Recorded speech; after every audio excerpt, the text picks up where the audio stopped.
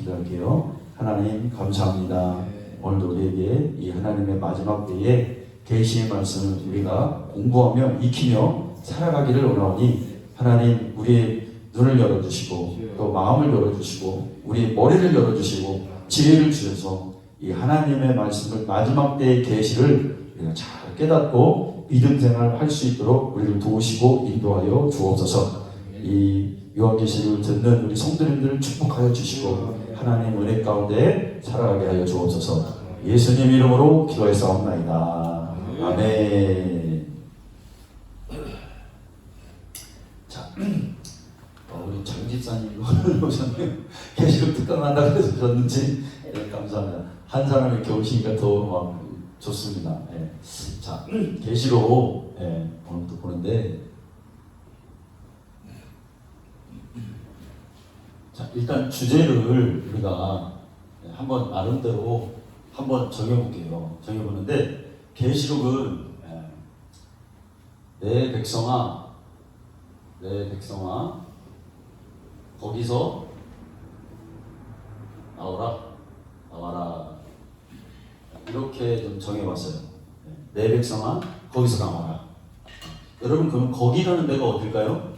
거기라는 데가, 이거는 바벨론을 의미해요. 항상 말씀드리지만, 예언의 중첩성이라는 게 있어요. 예언의 중첩성. 다른 말로 하면 이중성이라고 말할 수도 있어요. 그러니까 구약에 하나님이 이스라엘 백성들이 바벨론 포로로 끌려갔었잖아요. 바벨론 포로로 언제 끌려갔죠? 1차, 2차, 3차에 걸쳐서 끌려갔어요. 그렇죠? 그러니까 우리가 계시록을 알려면 구약의 역사를 모르고 계시록을 공부하면 안 됩니다. 역사를 알고 있어야 이게 가능해요.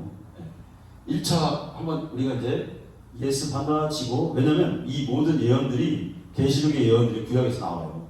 그러니까 1차가 다니엘이 잡혀갔잖아요. 그때가 605년에 갈기미스 전투를 바벨론이 애굽을 탁 쳐서 이기고 BC 이때 1차 포로로 잡혀간 사람이 이게 다니엘.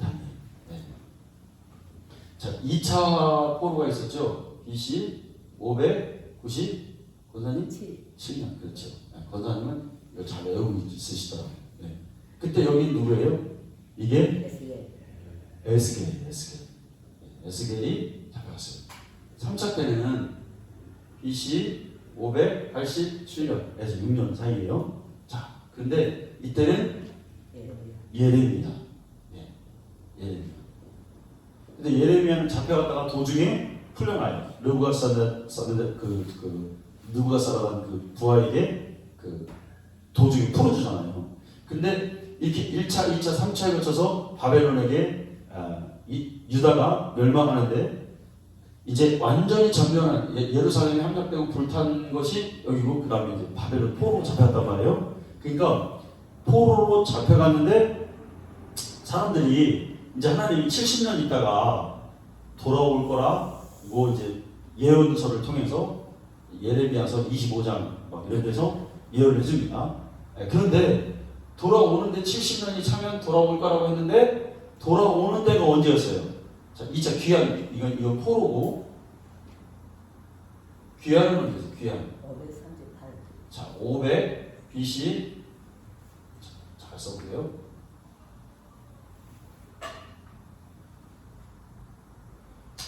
우리가 좀 이거를 지금 제가 잘 하려고 합니다. 왜냐면 이거 방송으로 이렇게 해서 띄우고 제가 이걸 모아가지고 여러분 기도 좀 해주세요.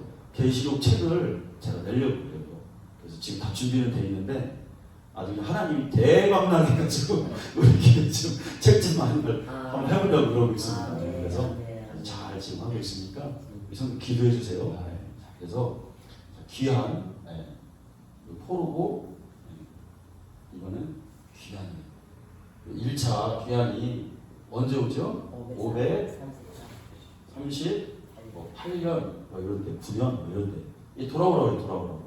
근데 자, 2차는 언제? 2차 458. 1차 때 이 귀환할 때 돌아온 것을 주도한 사람이 누구예요? 그게 스룹바벨. 그죠? 스룹바벨. 2차 때는 BC 458년. 이때가 에스라.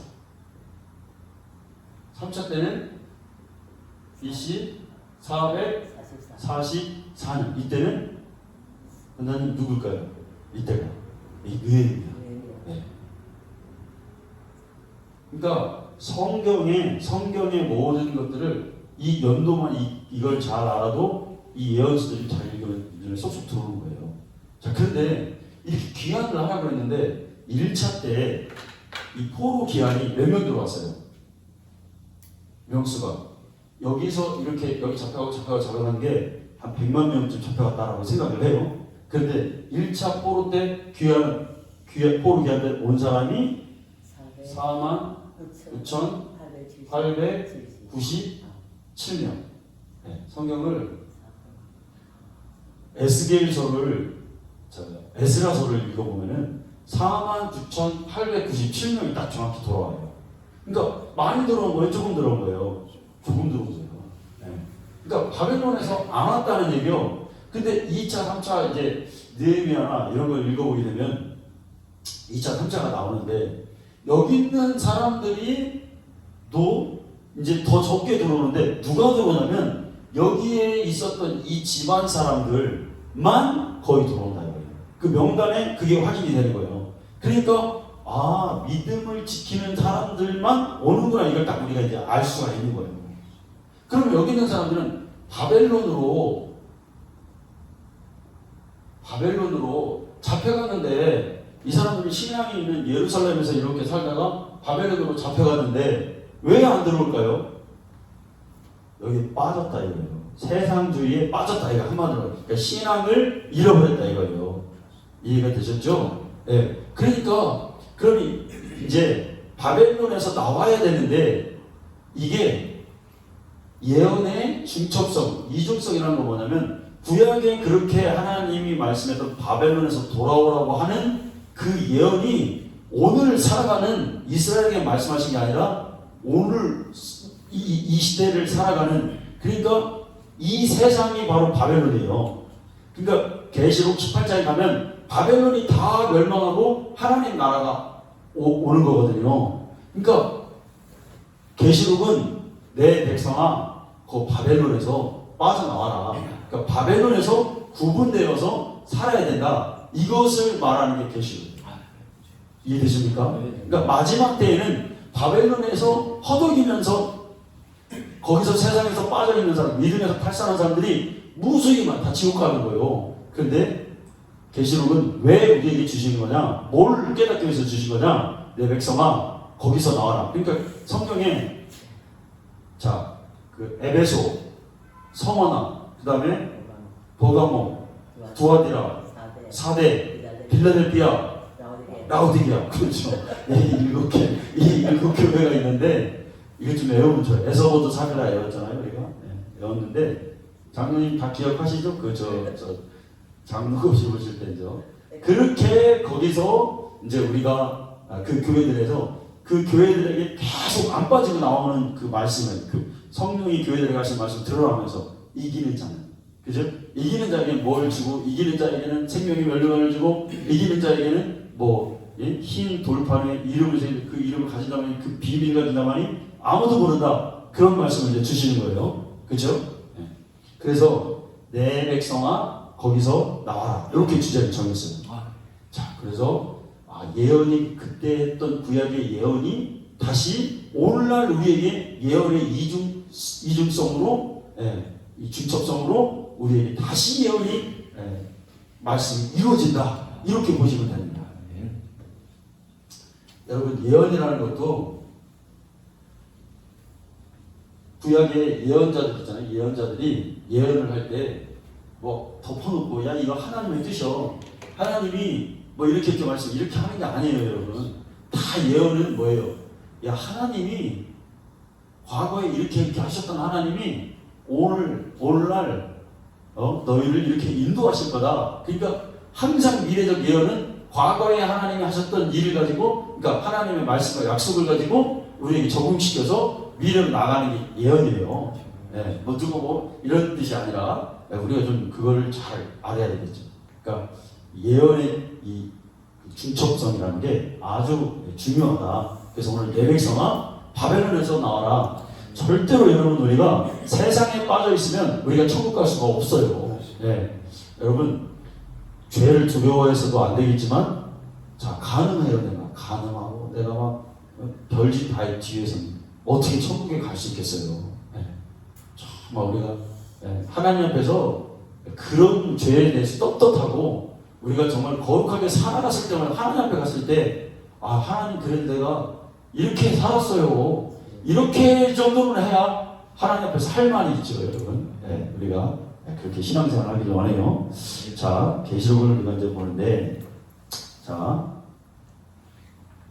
그래서 계시록은 이제 해석을 하는 게 어떻게 하느냐 참 중요해요. 그러니까 계시록을 해석하는 데는 몇 가지가 이제 이렇게 있어요. 그런데 많은 오늘 뭐 그 신천지라든지 많은 이단 사람들은 뭘 가지고 계시를 하냐면 누가 이렇게 뭐 이만희가 이랬다더라, 뭐 꿈에서 이랬다더라, 예언으로 이랬다더라. 절대 여러분 그 계시록은 하나님 말씀을 그렇게 푸는 게 아니에요. 네. 거기에 다 넘어가 오늘날. 그래서 계시교에 있는 목사님들이 이 계시록을 이제 하도 이렇게 말하고 저렇게 말하고 해석이 다양하니까 틀리니까 잘 잠시 접어놨었죠. 덮어놨으니까 이제 신천지 이단이 야 개신교회 목사들은 계시록을 해석할 줄 몰라. 그걸 안 가르쳐줘. 이렇게 많이 하는데 함부로 또 그렇다고 그 함부로 말할 수 없기 때문에 우리가 계시록을 이제 좀 덮어놓은 측면이 있었어요. 네. 그만큼 계시록은 해석이 다양하단 말이에요. 네. 특히 전천년설, 무천년설, 전천년설, 무천년설, 세대주의적 전천년설, 또 후천년설, 막 이렇게 있어요. 이걸 천년왕국을 주님이 어느 시점에 오실 거냐 여기에 따라서 이 계시록의 해석이 완전 다 달라집니다. 네. 이해가 되셨죠? 근데 이런 것들은 우리가 이제 차근차근 좀 배워서, 그러니까 오늘날 많은 사람들이 이렇게 해석해요. 우크라이나가 러시아가 우크라이나를 왜 전쟁이냐? 이것을 곡과 마곡의 전쟁으로 봤단 말이에요. 그러면 이거를 뭐 그런 식으로 해석하는 사람도 있어요. 근데 그거를 그렇게 보는 사람들은 무천년설주의자라고 봐요. 왜?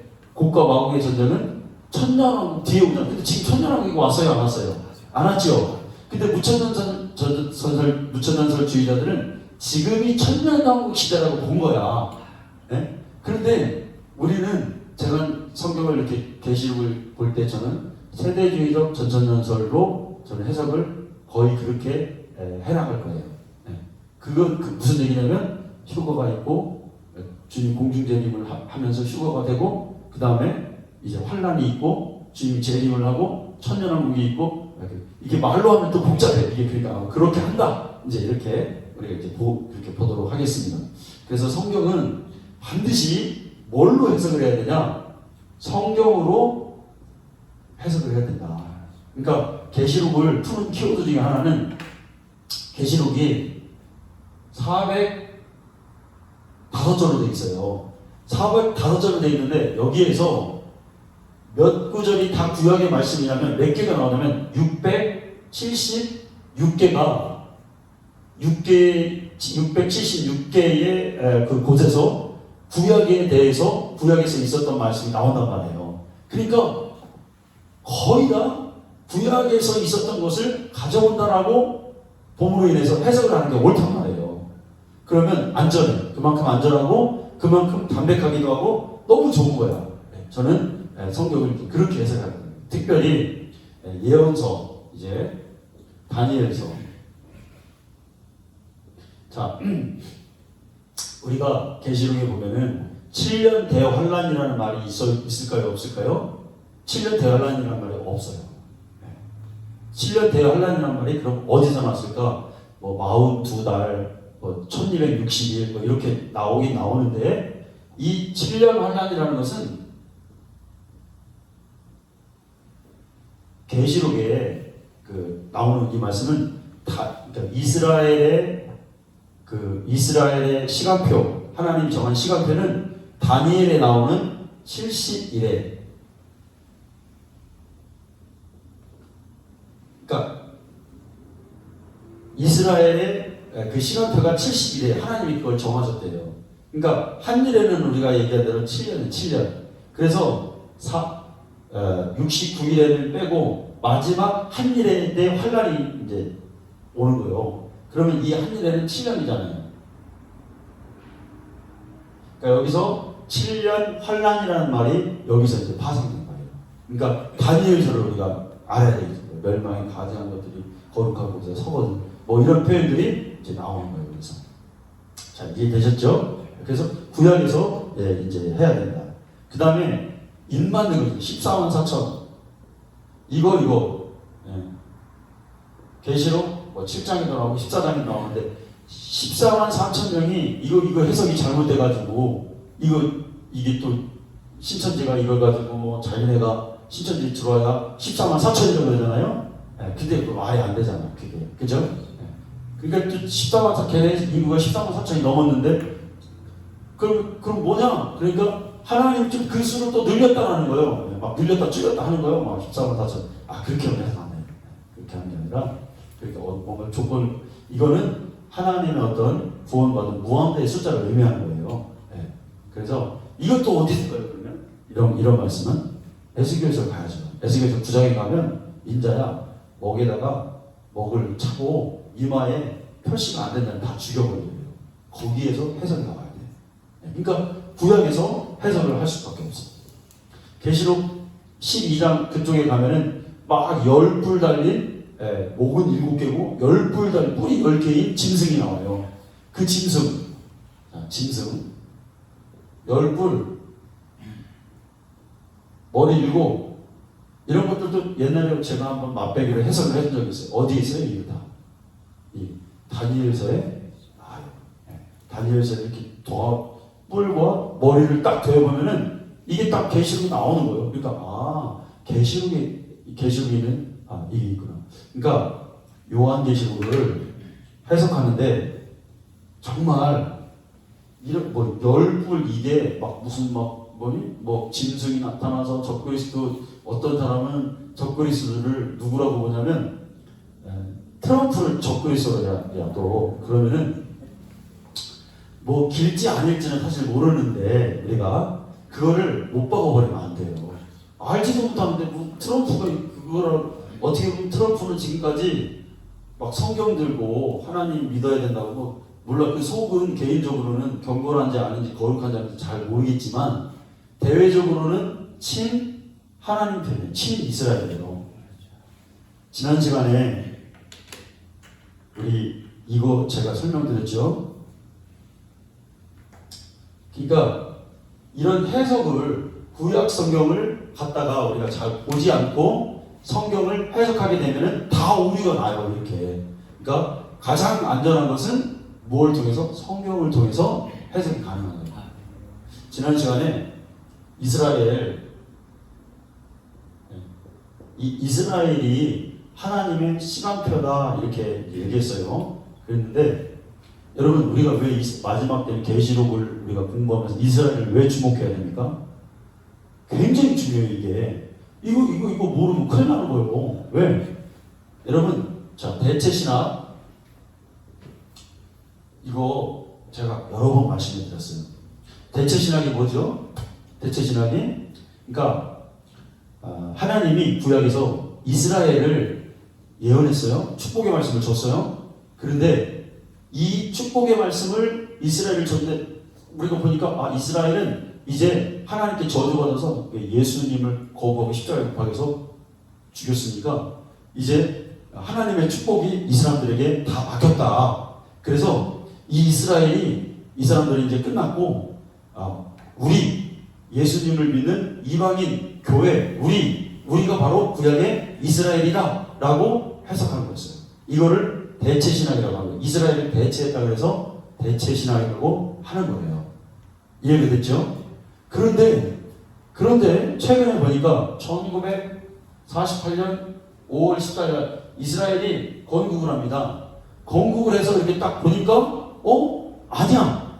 이게 하나님 말씀의 구약의 이스라엘이 나를 땅을 잃고 다시 예루살렘으로 하나님의 땅으로 돌아올 거다 하는 성경 구절이 몇 구절이나 있어요. 성경이 700구절 정도 돼요. 700구절. 내 백성 동에서 서에서 북에서 남에서 데려옵니다. 이게 바로 이게 바로 알리야라고 알리야. 이스라엘에 돌아갑니다. 근데 지금 최근에 보니까 이스라엘이 이 이스라엘이 지금 하나님 앞에 축복을 많이 받았어요. 그리고 이스라엘을 축복한 성경에는 시편 129편 같은 데 보면 이스라엘 축복하면 예루살렘 축복하면 축복받고 예루살렘 저주하면 저주받는다 그랬어요. 그런 구절들이 너무나 많아요.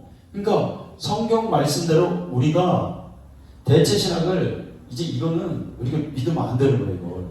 이게 어거스틴 때 BC AD 400년 어거스틴 때부터 성경을 이렇게 봤어요. 우리가. 근데 이게 아니라는 거예요. 그러니까 우리가 어거스틴이라든지 칼빈이라든지 이런 사람들 있잖아요. 맹목적으로 우리가 그 사람들 했던 말 다 믿으면 안 돼.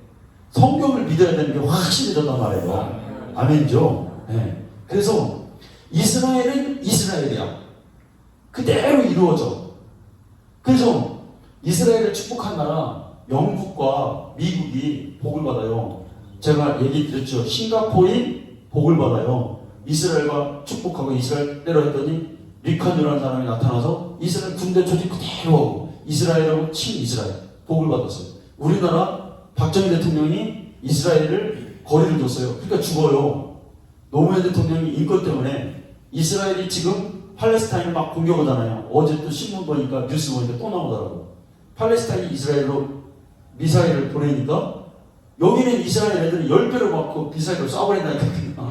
그게 너무 또 무지막지한 거 있어. 한 발 쓰면 한 발만 쓰면 되는데 막 10배로 그냥 폭격을 해서 다 전멸시켜버리니까 세계의 인권이 어디니까 이스라엘 쟤네 너무한 거 아니야? 팔레스타인 쟤네들 불쌍하고 그 목동 그 양키에서 먹고 그런 애들 저 목동 애들 저렇게 무자비하게 죽이나?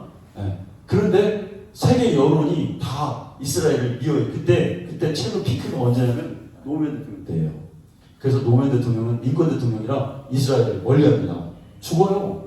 그러니까 이게 우연 같은 필연이야. 이게 어떻게 말할 수 없는. 이명박 대통령 장로님인데 몰랐어. 이 이스라엘을 축복하고 이스라엘을 사랑하고 이스라엘을 위해서 기도하고 그 회복을 위해서 우리가 막 기도해야 되는데 이 대통령도 거리를 멀리 뒀어요. 그러니까 감옥 갔어. 지금도 감옥에 있어. 박근혜 대통령 아버지 닮아가지고 중동만 가면 이분은 이거 둘러요 그냥 피자 이걸 막 써. 되게 친 아랍 국가입니다. 그래가지고 또 막 감옥 갔다 왔지. 그래.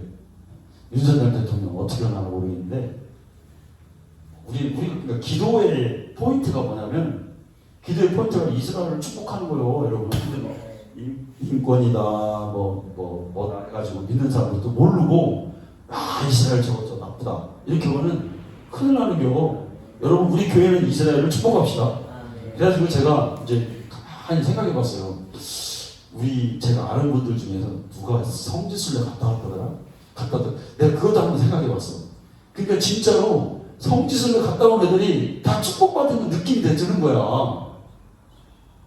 근데 이 성경적인 그 땅을 축복하고 이스라엘 사람들 축복하고 그 회복되기를. 그래서 성지순례 한번 정말 이스라엘 가면 한번 저는 저쪽 바울이 있는 그쪽을 갔다 왔는데 우리가 정말 그거 가고 기도하고 하나님 이 땅을 회복시켜달라고 기도하고 이거 그 땅 가서 밟으면서 눈물을 흘리면서 우리 예수님 태어나실 때 거기 가가지고 우리도 이걸 축복하면 하나님 기뻐하시겠다 이런 생각을 해봤어요. 근데 이제 이스라엘이 하나님 말씀대로 축복만 받은 게 아니라 이제 마지막 때에는 전 세계가 이스라엘이 미움 받아요 안 받아요? 받죠. 마태복음 24장 읽어보면 미움은 일어나고, 그게 사실 24장은 이스라엘 땅에서 일어나는 환란을 말하는 것 같아요. 근데 이제 그 해석하는 데 있어서 오류가 뭐냐면 자기 말이 다 믿다고 하면 안 돼요. 절대로. 그러니까 제가 이렇게 해석하는 것도 아닐 수 있어. 근데 어떤 근거를 가지고 성경에서 얘기하는 거예요. 마태복음 24장에 그 멸망이 가득한 것이 거룩한 것을 보고 그것은 이스라엘 제 3성전을 얘기해요. 이스라엘 지금 성전 없죠? 성전이 3성전이 지어지면 예전에 제가 이제 말씀드렸던 그 3성전이 이스라엘이 아랍에미레이트와 수교해졌잖아요. 그게 이제 시작인데 3성전이 세워지면 거기서 이제 그 성전에서 그런 뭐 어떤 가증한 일들이 이제 일어날 것이다. 그래서 예수님이 말씀하신 그 땅이 어디냐? 이스라엘일 것이다. 이제 우리가 이렇게 예측을 하고 있습니다. 그런데 이스라엘은 전 세계가 이제 미워하는데 이제 보세요, 여러분. 아마 그 지금도 러시아, 중국, 그 다음에 이란이라는 나라는 이스라엘을 얼마나 미워합니까? 얼마나 미워하냐면 아주 지구상에서 저 이스라엘 나라는 이름도 없이 해버려하고 아예 다 흔적도 없이 25년 있다가 다 없애버린다고 했는데 여러분 그렇게 말한 그 대통령 어떻게 됐어요? 대통령이 아니라 그 장관 어떻게 됐어요? 이스라엘 최고 강력박 별 3개짜리가 얼마 전에 그냥 폭격 맞아서 그냥 가로돼버렸어요, 여러분. 그렇게 이스라엘을 저주하더니 이스라엘이 없어진다고 하더니 자기가 없어져. 이스라엘을 여러분 축복해야 돼요. 그게 이제 하나님. 근데 전 세계적으로 하나님 막 이렇게 이스라엘 돌아온다니까 우크라이나 전쟁이 일어나더니 우크라이나에 있는 사람들이 이스라엘로 지금 또 다 가려고 차기를 차리고 이스라엘은 또 벌써 이 전쟁이 딱 일어나가지고 움직이기 시작했어요. 우크라이나 곳곳에요. 비밀리에 이스라엘이 자기네 나라 백성들 데리고 가려고 아무도 모르는 그 전쟁하는데 걔들 이미 다 침투돼 있다는 거예요. 지금 데리고 가려고 어디로 피신해와. 이게 이스라엘 애들은 벌써 그게 그 나라 막 폭격 때리고 하는데 그걸 여러분 다 해놨다는 거야. 그래서 뭐 그 피난처를 레피지를 막 제공하기도 하고 그런 말이 막 나오더라고요. 그런데 지금 상황이 어떠냐면 미국의 상황에서도 이제 사람들이 볼 때 다른 나라 전쟁이 나면 뭐 다 이스라엘을 가는데 미국의 뉴욕에 있는 그 중심부에 있는 그 백인의 주류층들이 이스라엘이거든요. 유대인들이 많거든요. 걔네들은 안 돌아갈 거라 그랬어요. 그런데 어떻게 됩니까? 걔네들도 미국에서 희한하게 이스라엘 박해가 막 일어나. 테러가 일어나고 칼부림이 일어나고 막 그럽니다. 그러니까 안 돌아올 것 같은 그 미국의 고등학교의 절반의 선생님들은 다 유대인이에요. 하버드대 모든 대학교에 있는 교수들의 40%가 유대인이에요. 아주 놀라워요, 여러분. 고등학교의 절반 선생들이 유대인이야. 인구도 얼마 안 되는데. 근데 그 사람들이 서서히 돌아가고 있습니다. 봤기 때문에. 유럽에서도 프랑스 같은 나라에서도 비행기 타고 이제 이스라엘 땅으로 가고 있죠. 하나님의 말씀대로 그대로 이루어지는 거예요. 이게 놀랍다니까요, 여러분. 네. 그러니까 이스라엘은 하나의 계시록을 푸는 키워드다. 이렇게 생각하시면 돼요. 여러분 이거 잘 알아두세요. 지금 우리는 요거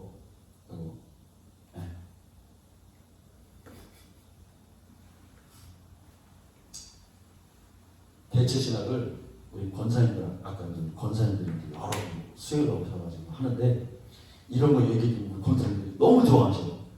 한 번도 안 들어봤대. 대체 신학이 뭔지. 권사님들이 안 들어봤다고 하더라고요. 우리도 모르겠는데 저도 그렇게 생각을 했었거든요. 야, 이게 이스라엘이 교회다 이렇게 설교도 했어요. 저도 사실. 근데 아니야.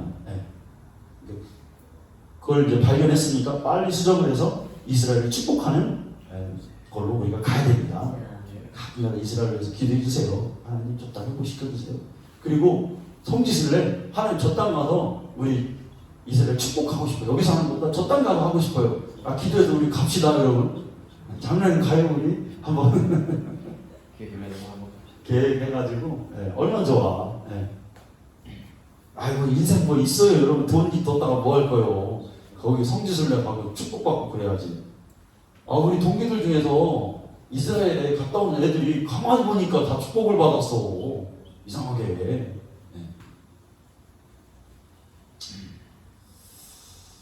자, 조금만 한 10분 정도만 하고 마치도록 하겠습니다. 자, 그래서 성경을 성경에서 풀어야 된다. 뭐 누구 뭐 신천지에 뭐 누가 뭐 어쩌고저쩌고 그런 말은 절대 그건 다 가짜죠, 가짜. 자, 계시록을 쓸 때가 어떤 상황이었냐, 요거 우리가 좀 알아야 돼요. 자, 로마의 도미티아누스 이 황제가 81년부터 96년까지 81년부터 91년까지 제위를 해요. 이 기간에 쓰여졌는데 이때가 언제냐면 가장 극심한 1차 박해 말고 2차 가장 극심한 박해 중에 이 요한이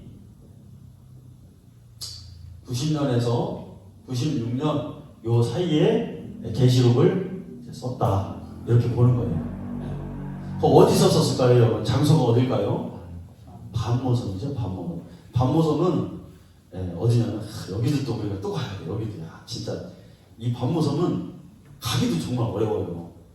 큰 배로 못 가고 가는데 거기 이 반모섬이 얼마나 덥냐면 진짜 여기는 바위에다가 깨쳐가지고 해보지는 않았는데 후라이가 서서히 된다더라고요. 그렇게 굉장히 더워가지고 그 섬에 이렇게 가봤더니 거기 그 낮에는 사람들이 없고 저녁에만 돌아다니더라고요. 낮에는 하도 더워가지고 반모섬에서 이게 이제 쓰여졌습니다. 자, 그리고 장소가 반모섬 쓰여졌고, 그 다음에 반모섬에서 쓰여졌고, 언제 쓰여졌을까요? 언제? 무슨 날? 그때가 96년도에서 이 요한이 했고, 언제 쓰여졌냐면 계시록을 보면은 1장 10절인가요? 유배돼서 쓰였는데 무슨 날 쓰였을까? 더 정확히는 10절에 보면은 주의 날, 그죠? 주의 날 이 예언을 받았습니다. 계시를 받은 거야, 그죠? 그 주의 날이라는 것은 무슨 날일까요, 여러분? 지금 말하는 일요일 날, 주일날 이렇게 아마 요한이 그 반모섬에서 계시받은 동굴이 있어요. 산 이렇게 올라가면은 산으로 또 올라가야 돼. 그 동굴이 밑에 있는 게 아니라 한참 거기서 올라가니까 동굴이 있더라고요. 거기 동굴에서 이렇게 했는데 진짜 의대부터 진짜 반모섬에서 요한계시를 계시받았다는 그 동굴에 가보니까 그건 틀림없는 사실이거든요.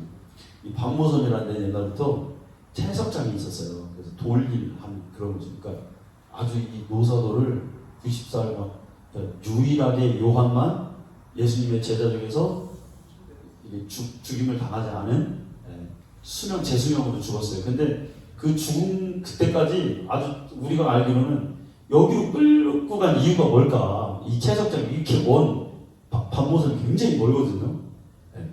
막 보통 사람 멀리 무지하게 아니잖아요. 근데 여기로 끌고 간 이유가 뭘까? 이 채석장이 이 뜨거운데. 그러니까 어떻게 보면 이제 고생하는 거지. 나이 먹고 이제 막 힘들게 이제 그렇게 간 거죠. 그러니까 곱게 죽지 않았다 이거예요. 말하잖아요. 원래 요한은 반모섬 가기 전에 어디에서 목회했을까요? 요한이 목회한 데가 에베소 교회입니다. 에베소 교회 큰 교회. 거기서 우리가 요한의 이제 그 특징을 보게 되면 요한은 예수님의 제자 중에서 다 도망가고 십자가 예수님 피 흘리실 때 그 밑에 있었어요. 예수님 어머니하고 예수님 이렇게 보고 있었잖아요. 예수님 돌아가실 때 요한에게 요한아, 네 어머니다 하고 예수님 어머니를 부탁해요. 그러니까 요한이 그 어머니를 모시고 에베소에서 목회했던 그러다가 끌려갔어. 반모섬으로. 그렇죠? 요한계시록은 설교보다는 공부 위주로 합시다. 이렇게 기록해서 이렇게. 그런데 이 요한이 이제 그렇게 고생을 하고 예수님의 십자가에서 이렇게 그 예수님의 그 죽어가는 피 흘리시는 모습을 보고 깨달은 게 뭐였다고 그랬죠? 요한 1, 2, 3서 거기 보면 요한이 깨달은 게 뭐예요? 사랑이라는 거예요. 십자가는 하나님이 우리를, 여러분 1절에 여기 한번 읽어볼까요? 여기 보시면 5절에 마지막에 보면은 마지막에 우리를 사랑하사 그의 피로 우리 죄에서 우리를 해방하시고, 이거 강조해요 요한이. 우리를 죄에서 속량하셨다. 네. 그러니까 십자가에서, 피 흘린 십자가에서 막 징그럽고 무섭고 두려움 이런 걸 느낀 게 아니라 하나님이 우리를 이렇게 사랑하나? 하나님 나를 이렇게 사랑하셔서 내 영혼을 구원해 주셨구나. 이거를 깨달은 사람이에요. 네. 십자가의 사랑을 깨닫고 그 다음에 이제 예수님을, 그 당시 여러분 생각해 보세요. 예수님과 3년 6개월 동안 예수님 따라다녔지만 그냥 예수님은 형님 같은 존재였잖아요. 그냥 사람이야. 그런데 그래서 기독교의 그 영적으로 보면 예수님을 신으로 인정하지 못할 때 한 300년 걸려요. 여러분 그럴 일 아니에요. 그러니까 예수님 직접 부활하신 걸 보지 못하고 말씀으로만 들어서 예수님이 하나님이셔라고 이게 잘 믿어지지 않는 거예요. 네? 그래가지고 그게 언제 공인돼요? 325년도에 공인돼요. 이 니케아 공회의 때 예수님은 하나님이시다. 그 전까지 예수님이 하나님이면 그럼 이 잔소리 들었어요. 그 시대를 터널 피어리어드라고 얘기해요. 그 신학적으로 터널 피어리어, 긴 어둠의 시간이었다. 터널 속에 피어리어 시간, 기간, 어둠의 시간이었다. 근데 요한이 이제 하나님의 이제 그 예수님은 하나님이시다. 이것을 이제 분명하게 어디서 이걸 또 밝힐까요? 요한이? 요한복음에 보면은 처음에 요한은 뭐로 시작해요? 태초에 말씀이 계시니 이 말씀이 곧 뭐다? 하나님께 아끼셨으니 하나님이다. 이 안에 생명이 있으니 이 생명을 사람들을 비치는 빛이다 그랬잖아요. 그러니까 하나님, 예수님을 하나님의 빛, 막 이 또 올라온, 우리가 이제 이 빛이 뭐라고 했어요? 이 빛이 태초의 빛과 막 비교되는 거예요. 그러니까 창세기에 나온 태초와 이걸 태초를 막 비교하는 거예요. 요한이 말하자면. 네, 그래서 이 태초, 이분은 태초부터 계신 하나님의 빛이었다 이거예요. 그러니까 하나님의 영광이었다 이거 한마디로 말해서. 그러니까 예수님에 대한 그 영광을 무궁무한대로 이게 막 그 깨달음을 요한복음에서 진수잖아요. 네, 그렇게 하는 거예요. 그래서 요한복음이 계시록이 이제 되는 겁니다. 자, 잠깐만 보고 마치겠습니다. 계시록 주제가 뭐다? 내 백성아 어디서 나와라? 거기서 나와라. 거기가 어디예요? 바벨론이에요. 확실하게 분명하게 우리는 이 세상에서 나와야 될 줄 믿습니다. 네. 나와야 될 줄 믿습니다. 천국 가야 된다. 네. 그래서 이제 우리가 계시록을 그럼 배우면서 우리가 뭐 나중에 막 어떻게 되고 이게 중요한 게 아니라 내가 내 자신이 먼저 어디서 나와야 돼? 바벨론에서 나와야 돼. 나 지키기 전에는 뭐 다른 거 할 거 없어. 내가 먼저 살고 가야 돼. 아멘. 다음 시간에는 이제 하나하나 대조해가면서 한 장 한 장 읽어가면서 공부를 좀 해나가도록 하겠습니다. 기도하겠습니다.